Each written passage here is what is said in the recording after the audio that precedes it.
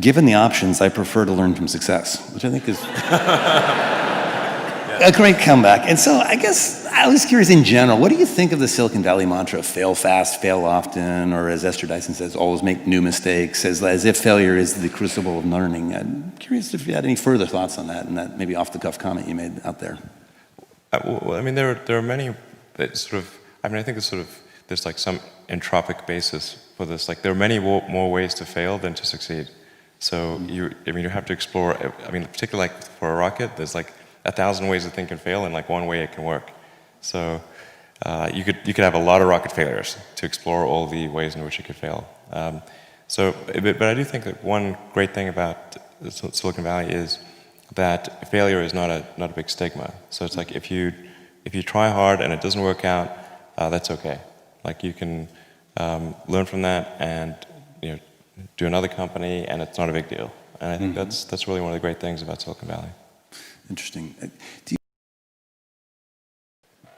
I mean, I think it's like quite painful and difficult, honestly, and it feels terrible. Yeah, I mean, the company is sort of looking to me to rally them, and so I do. But I honestly feel super bad. It's like a punch in the gut. Yeah. Yeah.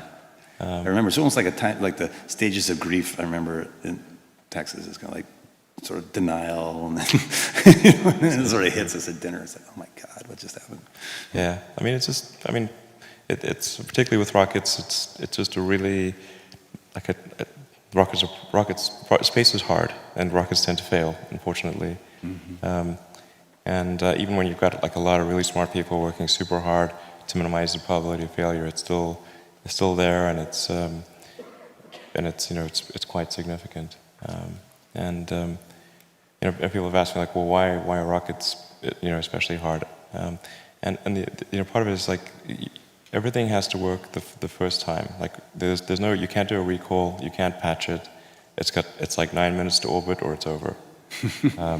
And then you can never test the rocket completely in the environment that it's actually going to experience. So you can't fully recreate something that's moving super fast in a vacuum on the surface of Earth.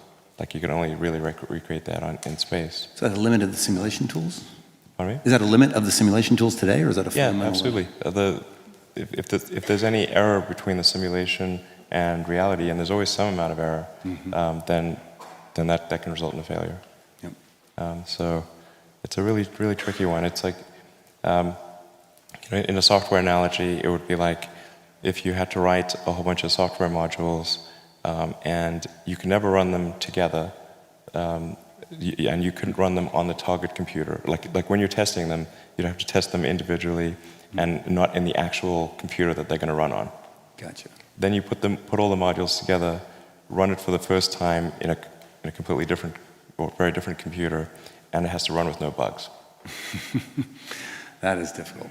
Yeah. The software analogies to rocket design are deep. The modular reuse. I mean, there's many of these. Like, for those who aren't familiar, it's not like this is an aerospace engineer by traditional training coming, but is in fact radically changing the industry. I think applying a CS perspective to industry after industry, and like how would a computer scientist or a physicist approach the problem, which oftentimes is a solution very unlike the industry incumbents. There's a certain elegance to it, at least from the outside observer like myself. To build their dreams. They won't all work, obviously, but it's to kind of encourage them not to be afraid to follow that, and if it doesn't work, that you start again. You've had the wrong view about that in this country for many years. I think that's something you see in Silicon Valley, that there's no fear of failure, but culturally in this part of the world... True. No, I think there's fear of failure. I certainly have fear of failure, but it didn't stop you. No. But I think it's an inherent thing, though. Like when Irish people have gone away and they've gone all over the world, they might try 3 or 4 ventures before something actually works in the way they want. But in a confined island, the tradition has been, if it goes down, well, that's it's a bad mark against you. That shouldn't be the way. And when I find going through the secondary schools and the colleges of technology and the universities, there's a different attitude, and that's inspired by people like what you do. I'll touch on fear a little bit because it's one of the things that I've realized is fear is finite, hope is infinite, and I think what's happened in Silicon Valley is that, as Elon said, we are afraid of failure, but it doesn't stop us from trying because we hold on to the hope that we will finally actually succeed, regardless of the 3 failures that happened in those rocket launches. You were hoping that 4th would work. And I think the mentality has to be that failure is actually an option. It is an option. And in other places, failure is not an option. And that we look up to people who actually fail, but they keep going forward. To where a new venture might actually be.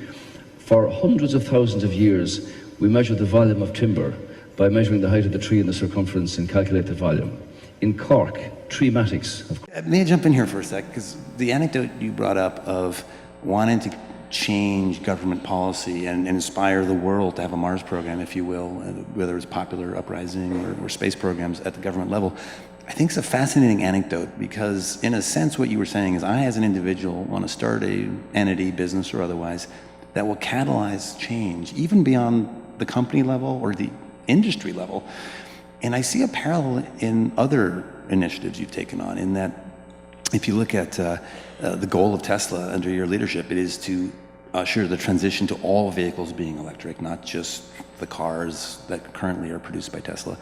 And with Powerwall and Solar City, arguably the description is one of ushering in a wholesale shift to renewable energy. Many of the solutions required wouldn't be provided by the companies you're starting. And so as I deal in entrepreneurship as a venture capitalist every day, we see this incredible scope of ambition here that is breathtaking. Like change the world, with Steve Jobs and others talk about in a company, maybe shifting an industry, but we're talking about shifting like the entire zeitgeist of the world in a sense, and maybe eventually other worlds.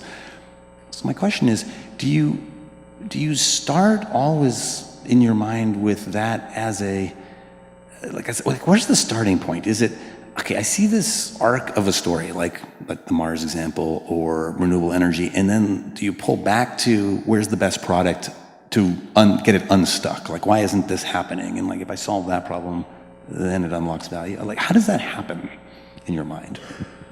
Sure. So, I mean, I should say, like, when we started SpaceX and Tesla, I mean, I really thought the probability of success was very low. I mean, it wasn't like I think, oh, we'll definitely be successful. I thought we'd be like maybe 10% likely. Well, yeah. And like, we came very close to both companies not succeeding in 2008. You know, we had 3 failures of the SpaceX rocket. So we were 0 for 3. We had the crazy financial recession, like the Great Recession. The Tesla financing round had fallen apart because like it's pretty hard to raise money for a startup car company if GM and Chrysler are going bankrupt. Like people, it's partly for the upside. yeah, that was a tricky one.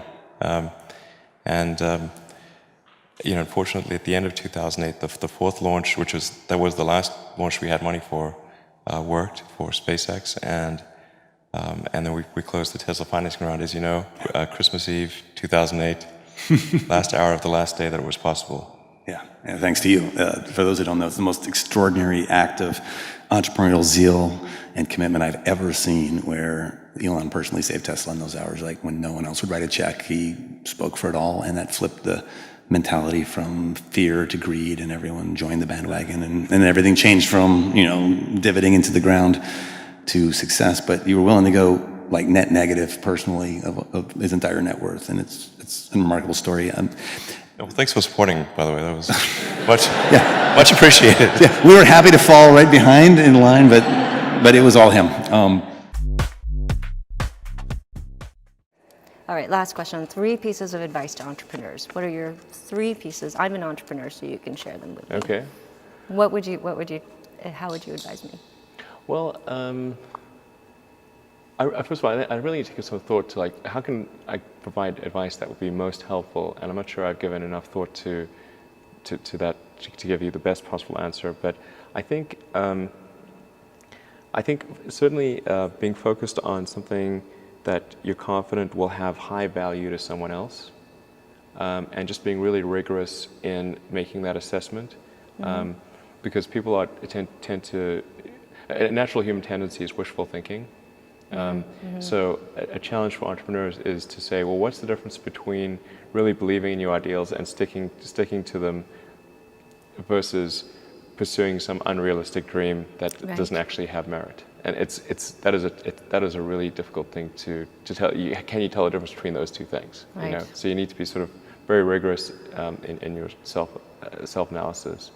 I think certainly extremely tenacious, and then just work like hell. I mean, you just have to put in, 80 to 100-hour weeks every week.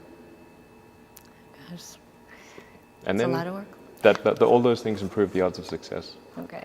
I mean, if other people are putting in 40-hour work weeks and you're putting in 100-hour work weeks, then even if you're doing the same thing, you know that in 1 year you will achieve what they achieve. You will achieve in 4 months what it takes them a year to achieve. Okay. I like your work ethic. So, all right. Thanks, Thanks. Elon.